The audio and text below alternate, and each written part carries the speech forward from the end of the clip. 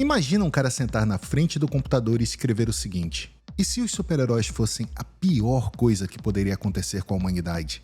Até aí tudo bem, pensamento interessante. Agora imagina esse cara levar essa ideia ao limite mais absurdo, mais violento, mais ofensivo, mais irresponsável e, de um jeito estranho, mais honesto possível. E transformar essa cãibra mental em uma das histórias em quadrinhos mais controversas dos anos 2000.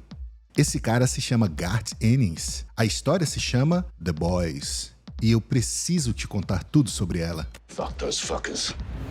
Antes de falar da HQ em si, eu preciso te dar um contexto. E prometo que isso vai fazer muito mais sentido daqui a pouco. Os anos 80 foram um período em que os quadrinhos de super-herói tiveram sua primeira grande crise existencial. Veio Watchmen, do Alan Moore.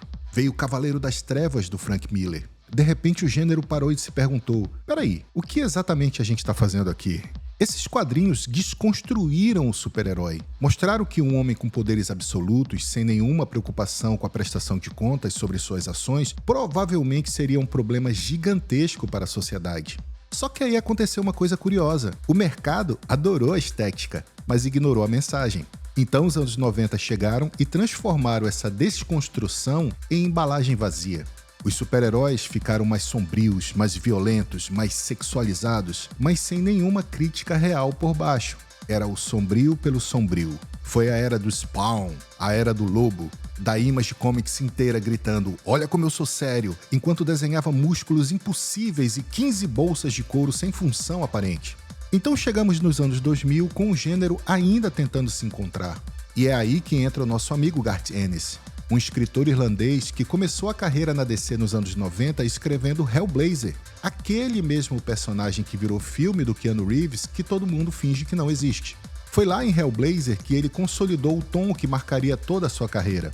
Humor sombrio, violência explícita, crítica ao moralismo e um carinho genuíno, eu preciso enfatizar isso, pelos personagens que criava. Mas o trabalho que colocou Ennis no mapa de verdade foi Preacher, publicado pela Vertigo entre 1995 e 2000. Se você nunca leu essa obra, Preacher acompanha Jess Custer, um sacerdote do Texas que absorve uma entidade sobrenatural e passa a ter o poder de fazer qualquer pessoa obedecer o que ele diz. Então ele sai em busca de Deus, literalmente, acompanhado da sua ex-namorada pistoleira e de um vampiro irlandês alcoólatra. Sim, é exatamente tão insano quanto parece. E também é uma das histórias mais únicas, pro bem ou pro mal, que os quadrinhos já produziram.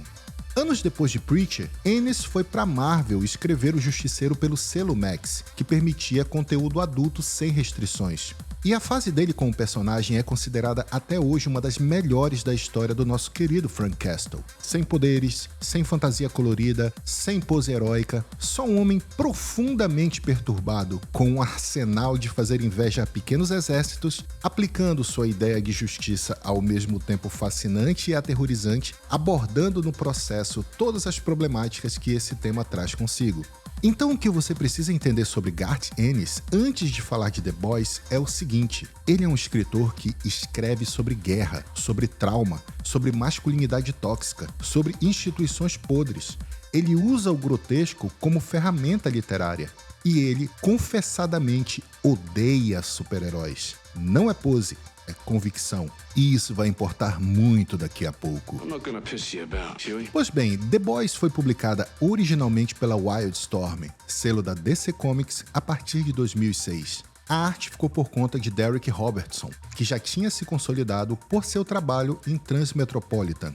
A premissa é simples e devastadora. Num mundo onde super-heróis existem e são gerenciados por uma mega corporação chamada Vault American, um grupo paramilitar secreto, os Rapazes, é criado pela CIA para vigiar, controlar e, quando necessário, neutralizar esses heróis. Porque nesse universo, os heróis são monstros, seres com poder absoluto, responsabilidade zero, corrompidos pela fama, pelo dinheiro e pela certeza de que nunca serão punidos.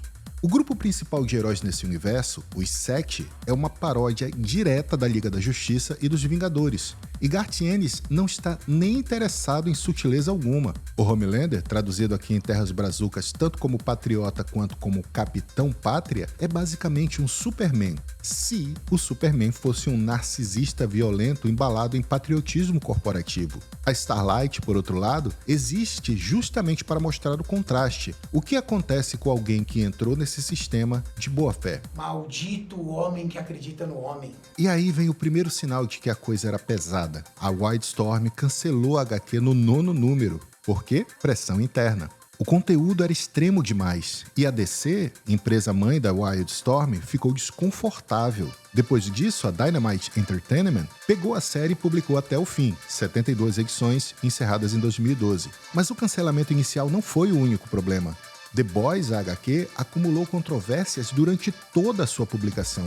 Algumas capas eram consideradas ofensivas demais para as bancas de revistas. Há cenas que satirizam figuras religiosas, políticas e corporativas de forma escancarada. Tem arcos inteiros que são basicamente uma sátira do poder público estadunidense, com membros do governo retratados como submissos totais a uma corporação. Em 2006, isso era provocador. Hoje parece um documentário. Mas as críticas não vieram só de conservadores. Leitores progressistas, na época, também se incomodaram. E, honestamente, essas críticas são as mais interessantes, porque elas tocam nas limitações reais do próprio Garth Ennis como escritor.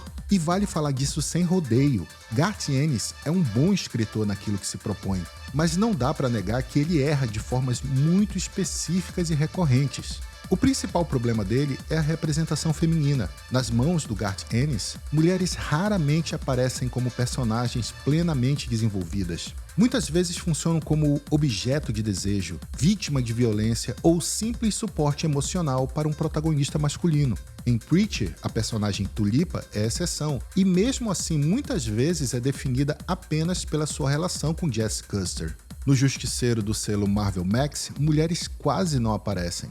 E em The Boys, o problema volta. A Annie January, a Starlight, começa com uma das cenas mais perturbadoras da HQ, um abuso íntimo, usado como introdução ao mundo corrupto dos heróis.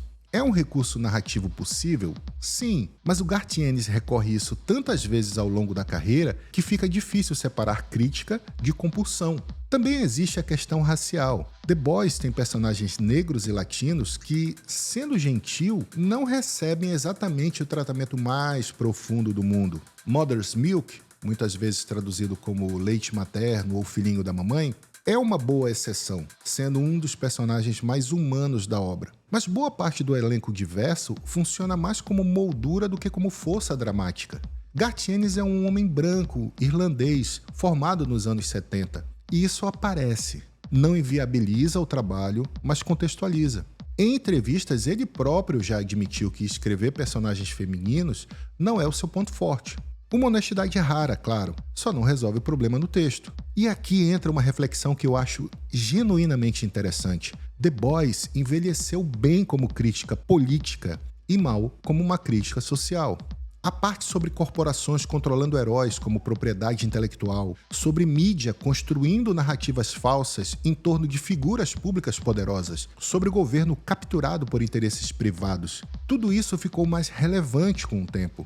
Reler certos arcos dessa HQ hoje chega a ser desconfortável pela proximidade com o mundo real. Mas quando o assunto é identidade, gênero, sexualidade e representação, a obra envelheceu rápido. Tem piadas que em 2006 queriam parecer subversivas e que hoje parecem só constrangedoras. Tem provocações que às vezes soam mais adolescentes do que afiadas. Isso não é só culpa do autor, vamos ser justos. Também há a questão do contexto, do zeitgeist. The Boys nasceu numa época em que chocar conservadores já parecia suficiente como gesto artístico. O vocabulário crítico disponível era menor. O problema é quando os fãs tratam a HQ como um texto sagrado, imune à revisão crítica. Sim, gente, ela é grande, ela é importante e ela tem falhas sérias. As três coisas podem ser verdade ao mesmo tempo.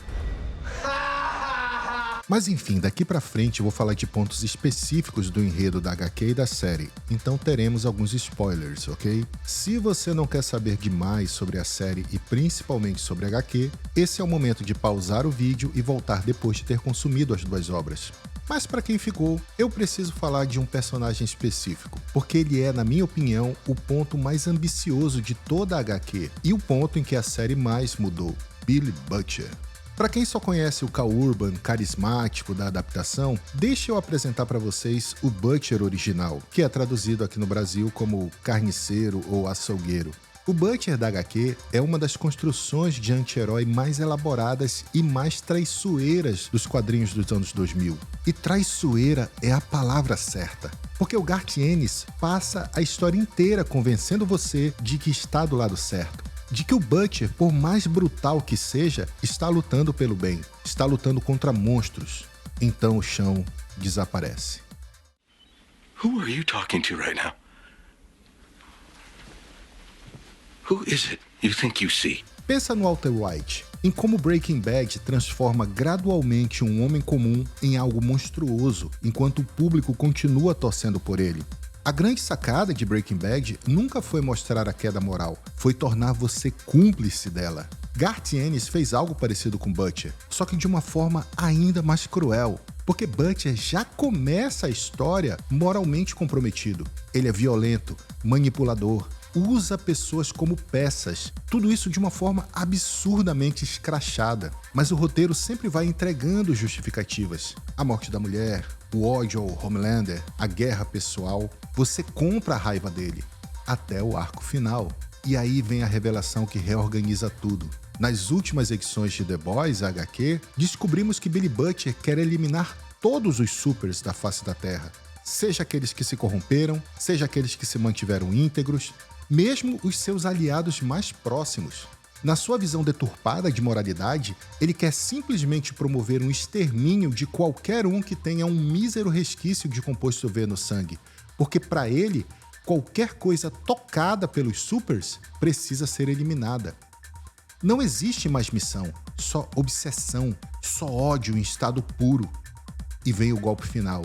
Butcher vira o antagonista da HQ no último arco. Ele começa a caçar e matar os próprios rapazes, um por um, uma vez que nas HQs, eles todos também são portadores do composto V. Veja, as pessoas que estiveram do lado dele o tempo inteiro, que apoiaram ele, que lutaram juntas essa cruzada santa que ele tinha elegido contra os supers. E aí, no final da HQ, é o Huey que precisa detê-lo. E o protagonista termina como vilão final. É devastador e é honesto. Porque Ennis nunca escondeu quem Butcher era. Nós é que escolhemos não ver. I am the one who knocks. Mas aí vem a série do Prime. A adaptação da Amazon transforma a história de Butcher numa jornada de redenção. Cal Urban é ótimo, de verdade. Mas o Butcher da série, no fundo, ama Huey, ama Becca. Ele tem um coração ferido, ele tem traumas de infância, tem um pai abusivo, tem explicação psicológica. E eu entendo por que fizeram isso. Um protagonista completamente redimível é difícil de sustentar por várias temporadas de televisão mainstream. O público precisa de uma âncora emocional. Mas ao fazer isso, a série abandona justamente o que tornava o Billy Butcher da HQ tão poderoso. A ideia de que lutar contra monstros por tempo suficiente e com ódio suficiente te transforma num deles, não como metáfora, literalmente, abismos te encarando, coisa e tal. O Butcher da HQ é espelho, o da série é janela. É mais confortável olhar pela janela, mas é no espelho que você se enxerga e se reavalia. Tell me, how many nannies shake their babies? I'm sorry? A série The Boys estreou em 2019 na Amazon Prime e foi um sucesso imediato. E olhando de longe faz todo sentido. O MCU dominava a cultura pop. O público já conhecia a linguagem do herói clássico. Era o momento perfeito para uma obra que desmontasse tudo isso. Mas a série não é adaptação fiel, é reimaginação. E isso é, ao mesmo tempo, sua maior qualidade e sua limitação mais interessante. Porque vejamos, o que a série faz melhor do que a HQ? A Starlight, por exemplo, virou uma personagem completa. Annie Moriarty entrega a Annie January alguma agência, alguma evolução e vida interior que a HQ nunca deu. O Mother's Milk, vivido por Las Alonso, ganhou família, ganhou trauma específico e motivação real. É um dos personagens mais fortes da série. E o que dizer da Kimiko, interpretada de forma poderosa e singela pela Karen Fukuhara, que na HQ a sua personagem sequer tem nome, é chamada apenas de a mulher ou a fêmea, mas que na série ganhou todo um contorno, todo um estofo, toda uma história que nos cativa a todos com a sua interpretação. E claro, sempre podemos mencionar o francês, que na HQ é um arremedo do estereótipo do francês, mas que na série é uma pessoa real. E claro, Anthony Starr criou um Homelander extraordinário. Sem exagero, é um dos grandes vilões da televisão recente. Na HQ, o Patriota é uma caricatura proposital. É símbolo. Na série, ele parece uma pessoa. E isso o torna muito mais assustador. E o que a série perde em relação à HQ? A HQ é mais radical. A série precisa funcionar dentro da lógica do entretenimento mainstream. Precisa ser assistível, precisa manter público, precisa agradar executivos. Garth Ennis não tinha esse problema enquanto escrevia sua história em quadrinhos. E a HQ vai para lugares que a série raramente topa visitar. Há arcos inteiros, especialmente ligados ao passado do Butcher e ao Composto V, que foram simplificados ou simplesmente descartados. Mas claro, também há personagens criados ou reinventados pela série que funcionam muito bem. O Soldier Boy é um ótimo exemplo. Ele vira uma crítica geracional inteligente sobre nostalgia e heroísmo vintage. E o que dizer da Tempesta, a Stormfront da Aya Cash? Simplesmente perfeita como uma vilã carismática. People love what I have to say. They believe in it. They just don't like the word Nazi. That's all. Mas aqui eu entro num ponto delicado, mas sincero. Tanto a HQ quanto a série sofrem do que eu chamaria de crítica de conveniência. A HQ critica poder corporativo, fanatismo religioso, militarismo americano, alvos claros, mas sempre os mesmos alvos. A série amplia um pouco isso, especialmente na terceira temporada, mas também recua quando a crítica ameaça incomodar demais o próprio público. The Boys, nas duas versões, é melhor quando está com raiva. Quando ele tenta agradar, encolhe. Então o que é The Boys, afinal? É uma obra imperfeita, barulhenta, excessiva, às vezes brilhante, às vezes constrangedora. É uma obra que fala sobre poder, corrupção e de como sistemas transformam pessoas em produtos, que acerta mais do que erra quando o assunto é crítica institucional e tropeça mais do que deveria quando o assunto é humanidade, diversidade e sutileza. É uma obra que talvez precise existir daquele jeito, crua, sem filtro, disposta a ser odiada, e que depois foi transformada em algo mais palatável e mais assistível, com ganhos e perdas reais nesse processo. Garth Ennis escreveu The Boys porque odeia super-heróis. O paradoxo é que, ao fazer isso, ele criou um universo que milhões de pessoas amam. E anos depois, uma série que faz muita gente repensar o que consome toda vez que sai mais um filme de super-herói. Não é pouco. Na verdade, talvez isso era exatamente o que Garth Ennis queria. É isso aí, galera. Se você chegou até aqui, provavelmente tem uma opinião forte sobre tudo isso que eu falei. E eu quero ouvir. A HQ ou a série? Garth Ennis é um gênio com falhas ou um cara falho com momentos de genialidade? Comenta aqui embaixo. E se você gostou do vídeo, curta e compartilhe, se inscreva no canal para mais resenhas como essa. Até a próxima e tchau!